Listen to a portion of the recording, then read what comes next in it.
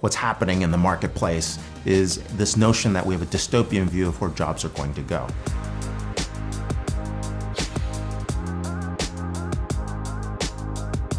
Now the challenge is, I don't know how we're going to get from where we are today to the Star Trek economy, where people actually work not for money, but for the pursuit of an idea or pursuit of happiness. And that's very hard to do. But what we can say is, when we think about factors in terms of jobs and where AI goes, one level is the volume of work. Right? Things that are more than a human can possibly imagine, that's going to go away. So high volumes of work.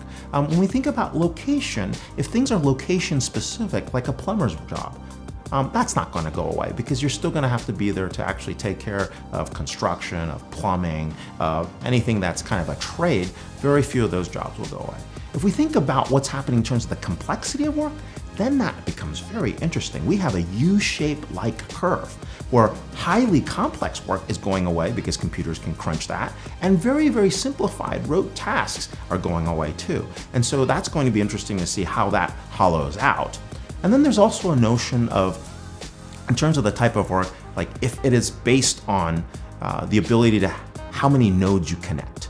Right? So if it's connecting to 50 to 60 other people, that's manageable by a human. But when we're starting to compete with like thousands and hundreds of thousands of networks of nodes, that's definitely going to computers and automation. And so when we use that kind of approach, then we have an idea of what's happening. And then the last one is the frequency.